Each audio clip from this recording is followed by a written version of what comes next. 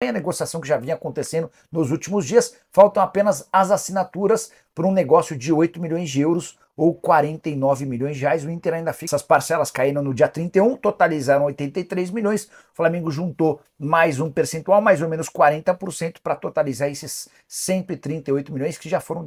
Fala, nação, sejam muito bem-vindos mais uma vez aqui, galera, ao nosso canal Mundo Fly 8, sempre trazendo aí conteúdos diários aqui para vocês sobre o Flamengo. Então, se você novo, já está chegando aqui no nosso canal pela primeira vez e também tentando nos ajudar, sempre trazer aí conteúdos diários para vocês sobre o Mengão, com notícia de pré-jogo, pós-jogo, análise completa, para você não perder nada do time mais querido, mais amado do Brasil. Já deixa aquele like maroto, se inscreva, ative o sino e sempre compartilhe nossos vídeos com seus amigos. Estamos trazendo para vocês mais notícia aqui dessa sexta-feira com novidades do mercado da bola do Flamengo. Paulo e Flamengo, já que a gente está projetando aqui tudo junto, né? Porque tem Copa do Brasil no meio da semana para quase todo mundo. O Internacional não está mais na disputa, mas o Palmeiras está, o Flamengo está, o São Paulo está, e esses dois times vão olhar para o Campeonato Brasileiro com um pouco mais de calma nessa rodada. O Flamengo, apesar de jogar fora de casa, a expectativa é que seja um time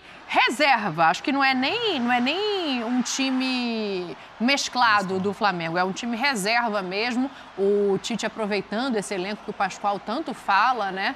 E o São Paulo, ao contrário disso, vai colocar os titulares para este jogo. Quero ouvir vocês rapidinho sobre esse jogo, porque em instantes, eu vou fazer um anúncio aqui, volta aqui para o estúdio que eu tenho um anúncio para fazer. Vai subir nas redes sociais. Calma, deixa eu chegar. Não. Queria suspense. Não, a gente pode avisar pro pessoal. Vai avisando os amigos aí, vai ligando a TV. A gente vai falar de estádio, a gente vai falar de contratação, a gente vai falar de eleição, a gente vai falar de tudo isso, porque Rodolfo Landim, presidente do Flamengo, em instantes estará aqui no clube com a gente participando ao vivo do ESPN FC. Antes disso, quero ouvi-los um pouquinho sobre este São Paulo e Flamengo. O elenco do Flamengo é tão bom, então o nível do Flamengo é tão elevado, que mesmo não colocando o Tite pode poupar 4, 5, 6, 7, 8 jogadores, que aconteceu isso durante a Copa América, e o Flamengo deu resultado, o Flamengo apresentou resultado. O São Paulo vai botar o time inteiro? Porque o São Paulo tem que jogar, hein? Vai jogar lá contra o Goiás, lá na Serrinha.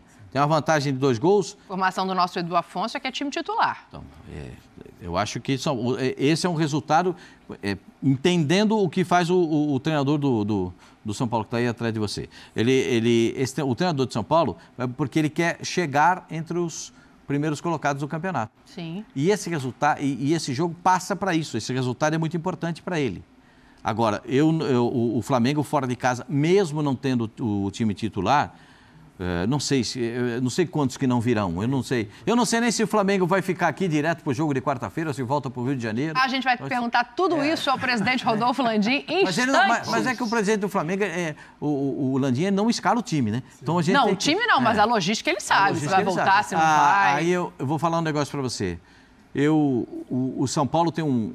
É que o São Paulo tem um time que, se estivesse em uma outra situação, eu acho que o São Paulo poderia ser um pouco... Eu acho que o São Paulo tem que ser agressivo, totalmente agressivo nesse jogo. Não pode abrir mão de atacar. É a vez do São Paulo. Jogando em casa é a vez do São Paulo. Vamos ver o que acontece. Se o presidente nos escala, ele vai estar aqui em instantes conversando com a gente. Eu posso dizer qual é a expectativa de escalação para esse jogo. Rossi, Wesley, Davi Luiz, Léo Pereira e Vinha. Léo Ortiz jogando de volante junto com o Alan. Eu gosto. Gabigol no lugar de Arrascaeta, porque lá na frente tem Matheus Gonçalves, Bruno Henrique e Carlinhos, capitão, para te ouvir rapidinho sobre esse jogo antes do Landim sentar aqui ao nosso lado. É um time muito forte, né, o Flamengo, assim, a gente está acostumado a ver esses jogadores também atuando no time que a gente coloca como titular, por exemplo.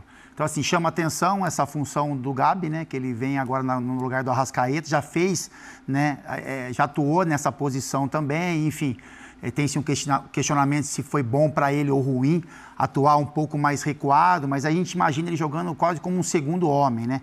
Não é tanto na criação das jogadas, mas se aproximando mais do Carlinhos, por exemplo. Mas assim, você olha para um São Paulo que vem com seu time principal, titular, né? A gente pode dizer assim, e o Flamengo pensando já no jogo contra o Palmeiras na quarta-feira. É um jogo muito equilibrado, Dani. Morumbi cheio, né?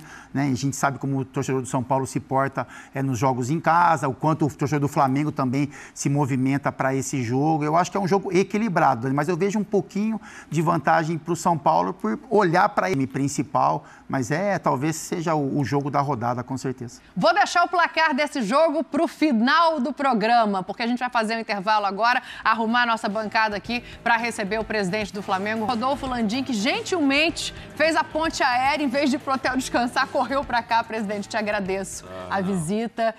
Vamos bater um papo aqui, falar de assuntos importantes nessa sua gestão, e acho que é impossível, né, a gente não começar pelo estádio. É o assunto que está em voga agora, que os torcedores estão aguardando para saber os detalhes, e ninguém melhor que você para explicar como é que tem sido toda essa negociação, essa votação que permitiu que você continue o sonho rubro-negro de construir o estádio próprio. Bom, em primeiro lugar, boa noite. Muito feliz de estar aqui. Obrigado pelo convite. Na verdade, estou pagando uma dívida antiga que eu tenho com a Daniela aqui, que desde que já vai lá no Rio há muito tempo, já vem me convidando para vir, e dificuldade sempre de poder estar aqui ao vivo em São Paulo, mas graças a Deus hoje a gente está conseguindo fazer. Então, assim, muito feliz de poder estar, assim, iniciando esse processo de construção do estádio. É um sonho antigo, acho que de todo rubro-negro, ter a nossa própria casa. É claro que a gente tem hoje o contrato do Maracanã, que foi muito importante, né? Só lembrando, quando a gente chegou em 2019, nós não tínhamos nada, né? Não tínhamos nem nenhum contrato de gestão do Maracanã. Na verdade, o que a gente tinha era a possibilidade de poder jogar na Ilha do Governador, que é um estádio acanhado com 20 mil pessoas. Aí, já no início da gestão, lá com 3 meses, a gente conseguiu convencer o governo de nos entregar o estádio. Foi muito importante nessa caminhada. Gostamos muito de jogar no Maracanã, mas entendemos que temos inúmeras vantagens que poderão ser absorvidas se a gente conseguir colocar em prática o nosso sonho, que é o de ter um estádio já desenhado especificamente para as competições nacionais, não como para competições internacionais, como foi o Maracanã, e com todas as limitações que ele tem também de operação para a gente. Vai ser muito bom. Eu tenho curiosidade para saber o tempo disso, né? A gente vai conversar mais, mas eu tenho certeza que o Pascoal também tem um monte de questão sobre esse estádio aí para a gente perguntar. É um grande prazer encontrar com o presidente Landim.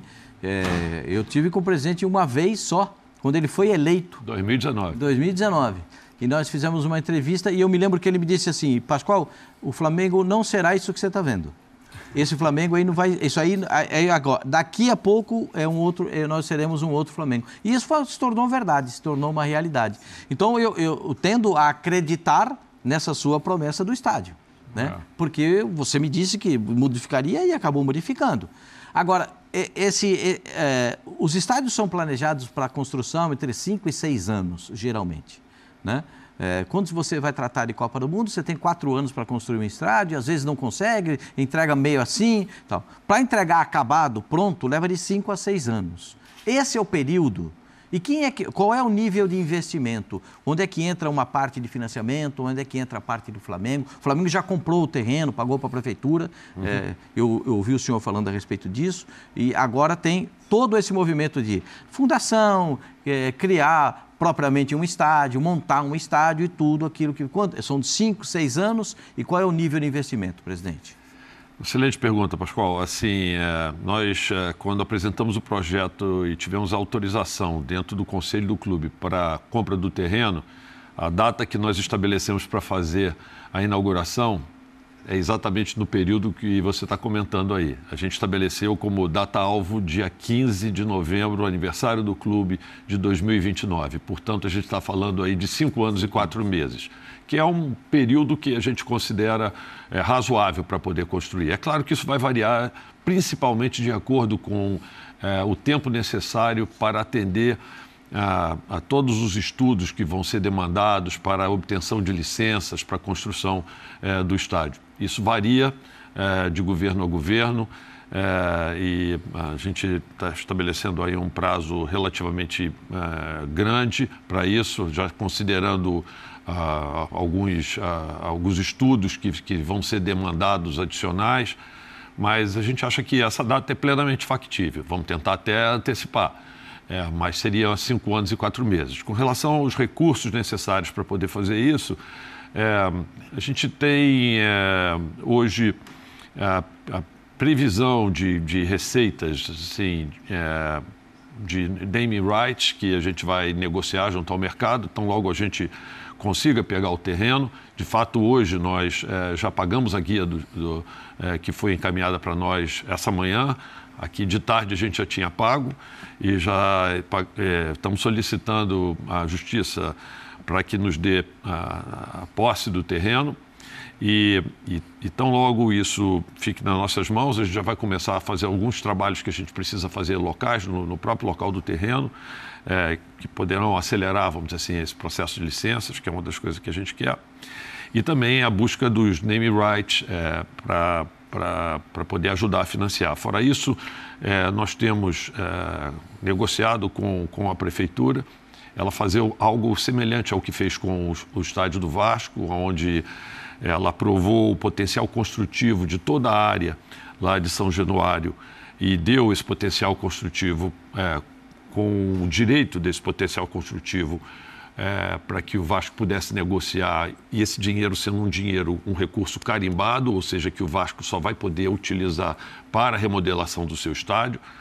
E é exatamente a mesma coisa que eles estão se comprometendo a fazer conosco, e foi importante porque o prefeito já fez uma declaração pública nesse sentido, que ele vai dar esse potencial construtivo que a gente tem no nosso terreno da Gávea, mas será um dinheiro carimbado para a utilização no estádio. Fora isso, a gente pode, se houver necessidade, vender cadeiras cativas por algum período, né, por algum período de tempo. A ideia é tentar comprometer o mínimo possível receitas futuras do Flamengo, deixando o máximo possível de assentos no estádio livres para que a gente possa ter... Aí entram os camarotes, inclusive. Sim. Exatamente, cadeiras cativas, camarotes, tudo isso. Essa é a ideia.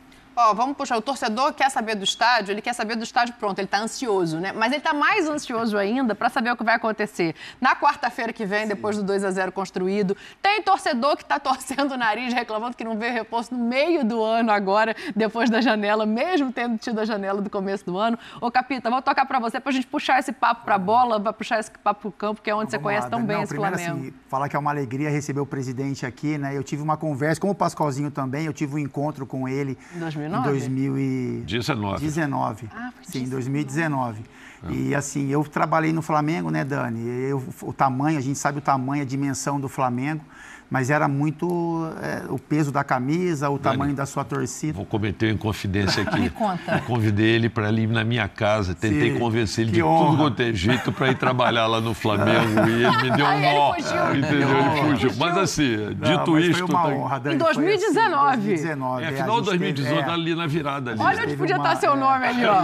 Tudo bem. Não, mas foi ótima a conversa, assim, por causa disso, Dani, porque assim, eu conheço o Flamengo, né, conheci muito intensamente no dia a dia, mas assim, tudo que o presidente me falou naquela reunião, até para tentar me convencer, né, a trabalhar no Flamengo, e tudo está acontecendo hoje, né? Então, assim, você escutou muitas coisas ali que a gente está vendo que na prática funcionaram, aconteceram, enfim. Aí, assim, só para falar, para terminar o assunto, os mesmos argumentos que eu usei para o presidente na época para negar esse convite gigantesco continuam sendo os mesmos usados hoje, né? Que é o tempo com os meus filhos, com a minha esposa, enfim, com os meus pais também que têm uma idade. Eu continuo com a mesma cabeça, presidente. Competir, é a mesma, são as mesmas ideias, assim. E é isso, assim, Daniel, eu não vou apertar muito, tocar muito nessa feira de contratação, porque a gente hoje... Não, deixa comigo daqui a pouco. Então, eu só quero fazer essa observação, porque a gente hoje coloca o Flamengo como talvez o melhor elenco do Brasil, né? Não, o melhor elenco da América do Sul. Da América do Sul, como o Pascoalzinho fala. Então, assim, para mais importante do que assim, você... o Flamengo está no nível superior aos outros. Mais importante do que você contratar jogadores, que para chegarem no Flamengo tem que ser caras extra classe, porque o elenco é muito forte, é você manter aqueles que estão, né? Que fazem esse elenco do Flamengo ser tão forte. Então, assim, o meu questionamento só com relação à contratação ou não de jogadores vai pra onde você quiser, é a situação do Gabigol, assim, sabe? Eu queria tocar um pouco nesse assunto só, que o presidente já falou várias vezes sobre isso, mas, assim, eu olho para o Gabigol como um cara diferente, né, por tudo que ele conquistou. Eu falei com o Gabigol no início, quando ele chegou no Flamengo, o quanto era importante ele criar uma conexão campo-arquibancada. Eu sei como isso funciona no Flamengo, e isso ele conseguiu construir rapidamente, né? E aí isso teve um reflexo também dentro do campo. Então é isso, é mais entender a situação dele, apesar que eu já escutei o presidente falar várias vezes sobre o assunto, e se existe a possibilidade dele permanecer no elenco. Então, obrigado aí pela pergunta. Basicamente é isso, falando um pouco da janela como um todo. A Daniela já me ajudou aqui, né? A gente fez um planejamento que começou, eu acho que com a chegada do Tite no final do ano passado.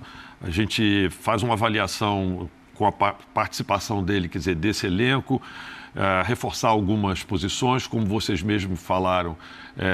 Lá no Flamengo a gente não quer trazer um jogador pura e simplesmente para entrar no plantel. Acho que como a gente tem um plantel qualificado, a gente precisa de jogadores bastante qualificados para poder entrar lá.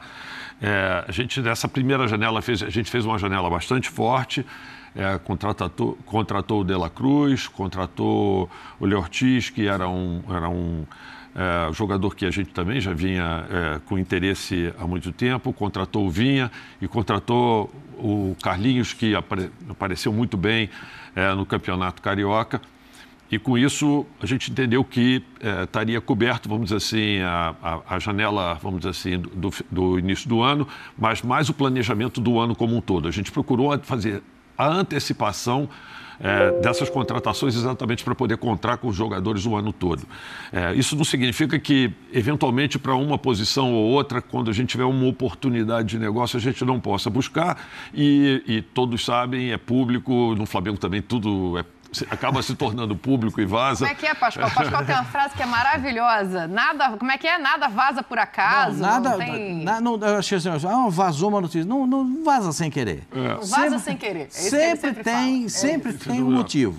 É muito claro e conhecido publicamente o nosso interesse pelo Claudinho. A gente tem procurado conversar com ele. Temos uma janela aí até o início de setembro, os 1º de setembro, 2 de setembro. Então, assim, enquanto isso, vamos continuar na expectativa aqui, nas negociações. Quem sabe a gente não consegue trazê-lo para cá. O famoso faltou combinar com os russos, né? Porque eles estão dificultando o negócio desde a janela passada. Eu já vi o interesse do Flamengo anterior, em que não sei o que você pode trazer de valor e de negociação para a gente, mas assim, o que falta? Porque a gente sabe que o jogador já expressou vontade de voltar. O interessante é que, para a nossa percepção, a gente chegou a combinar com os russos. O problema é que no momento em que você chegou na combinação com os russos mudaram a combinação e pediram um pouco mais. Então, assim, esse é o problema. Mas, assim, a gente entendeu, chegou um momento que a gente entendeu que tinha atendido as reivindicações, aquilo que tinha sido solicitado. Esse é o problema. Mas, assim... Claramente, eles gostam do jogador, a gente entende que eles gostem do jogador, porque é um jogador realmente diferenciado e não querem abrir mão do jogador. Então, é aquela história, eu quero tanto, você paga tanto, ele diz assim, não, eu quero mais tanto. Então, para não chegar... O produto foi ficando mais caro, né? O produto com todo respeito ao Claudinho, obviamente. Então, vamos ver se a gente consegue manter naquilo que a gente tinha... Mas isso é uma negociação em curso, vamos esperar para ver. Com relação especificamente ao Gabigol, de fato, eu já convertei algumas vezes, assim, eu acho que a primeira coisa para a gente dizer é o seguinte, Gabigol é um jogador que tem seu lugar na história do Flamengo, garantido por tudo que ele fez, nas pesquisas que a gente fez de opinião lá entre os nossos sócios e tal, ele é colocado hoje, né, como o segundo maior ídolo da história do Flamengo, assim, só embaixo do Zico. Você ter uma ideia da importância dele. É claro que quem vota é a turma que provavelmente não viu alguns antigos jogadores e tal, pelo momento, mas assim, independente disso, é uma votação super expressiva, né, que ele teve.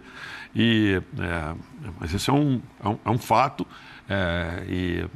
Agora, a gente tem uma discussão, que é uma discussão com relação ao futuro, e já foi já veiculado e tudo.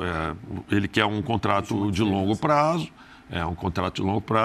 e a gente está oferecendo a ele, independente dele no ano que vem voltar a negociar com ele, conversar com ele, um contrato de 1 ano nas bases, vamos dizer assim, equivalentes ao que ele iria receber por ano nesses 5 anos de contrato.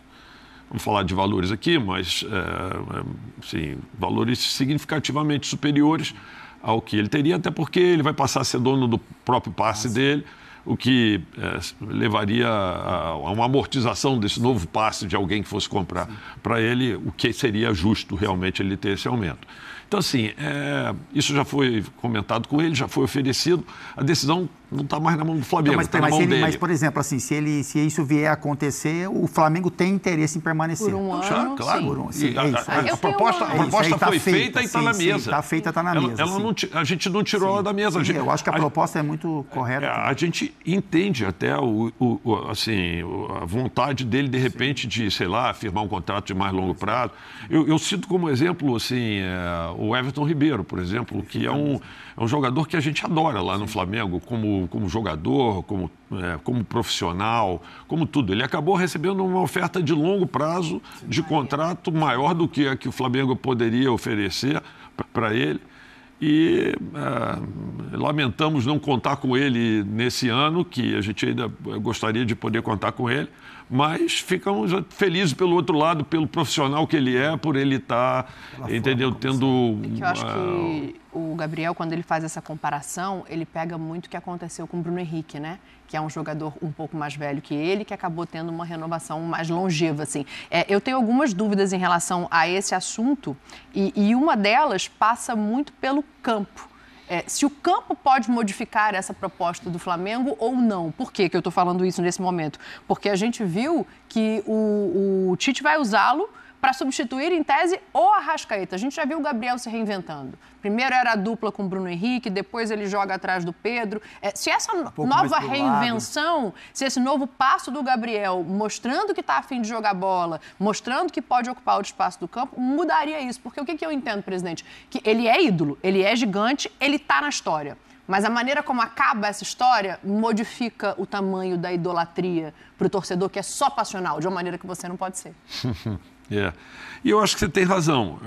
Quando a gente dá 1 ano de contrato para ele, o que a gente, no fundo, está falando é exatamente isso. Eu acho que o campo pode mudar isso e pode mudar até para o seu lado. Se você jogar neste ano e tiver, vamos dizer assim, um desempenho excepcional, certamente você vai ter, inclusive, condições de negociar com vantagem um novo contrato com o Flamengo. Isso é um processo de negociação natural que ocorre entre clube e jogador. E o Flamengo pode, sendo bem franco com você, a resposta é sim. Isso, né? Exatamente. Você está falando uma coisa que esse rapaz aqui do ele viveu a vida inteira. Exatamente. Porque ele gostava de fazer contrato só de um ano. Desde que eu conheci ele jogando na Ponte Preta. Ele gostava de fazer contrato de 1 ano. Sabe por quê? Jogava muito. Ele sabia o seguinte, eu jogo só 1 ano, é o seguinte, no próximo eu vou estar ganhando mais. Mas é para os dois lados, né? Assim, era uma ideia assim, bom, se eu não estiver entregando o que se espera de mim, o clube tem direito, né, de seguir um outro caminho. Sim. Se eu estiver entregando o que se esperava, eu tenho a chance de ter um outro reajuste. Eu acho que o Gabigol ele pode olhar para esse cenário, porque o Flamengo pode oferecer para ele também. O Flamengo tem um elenco qualificado, o Flamengo vai brigar por todos os títulos, ele tem competência e qualidade para que, por exemplo, nessa nossa nova renovação, o futebol dele ressurja, né? Como a gente está mais acostumado a ver. Então, a gente sabe como é que é a negociação, mas acho que vale o papo, porque, como o presidente falou, né, o tamanho o que o Gabigol representa para o Flamengo é algo que reconhece isso. Eu sou o primeiro a reconhecer isso e sou gratíssimo por tudo que ele já construiu e fez para a história do Flamengo. Eu queria te fazer uma outra, eu vou voltar só um pouquinho, mas eu vou voltar no estádio. Só uma pergunta que fica dentro de mim, assim. E eu vou no Maracanã muito, né? E aí uma das reclamações do torcedor do Flamengo é, enfim, o preço de ingresso, enfim, é um tema que o torcedor toca sempre. Esse novo estádio, presidente, ele vai ter uma área destinada com preço mais barato, porque assim, eu acho que o torcedor do Flamengo merece isso, a gente sabe a formatação do torcedor, né? De clubes de massa, não é só do Flamengo, mas que abrangem vários poderes aquisitivos. Mas esse novo estádio vai ter uma área destinada com preço mais em conta para que esse torcedor, né, raiz que a gente fala, volte ao estádio? Excelente também pergunta, Fábio. Assim, deixa eu te dizer, vai ter, a gente planejou, isso ainda é um estudo preliminar que a gente tem, mas fazer 2 áreas assim, populares atrás dos gols e em pé. Legal. Até porque a nossa torcida, na verdade, só assiste o jogo em pé atrás do gol. Então, assim, já fica com locais em pé. O Corinthians fez isso, né? Tirou as cadeiras. O Grêmio tirou as cadeiras também atrás do gol e ficam as torcidas. Exatamente. Então, para que tirar as cadeiras? Nem coloca, entendeu? Assim, já facilita a situação. A ideia é ter um setor... Deixa a obra mais barata, né? Mais barata, exatamente. Então vai ter um setor atrás de um gol com 14 mil lugares e atrás do outro gol também com 9 mil lugares. Então, esse. E nesses locais a gente quer fazer com ingressos mais baratos e que vão ficando eventualmente mais baratos com o tempo à medida em que haja, vamos dizer, maior frequência do torcedor. Então, aquele torcedor raiz que vai sempre e tal, ele vai poder ter, inclusive, descontos por causa disso. Essa é a ideia. Porque, na verdade, o que a gente, estudando aí outros estádios do mundo e tal, o que a gente viu é que existem segmentações de locais para você assistir no estádio, que se você fizer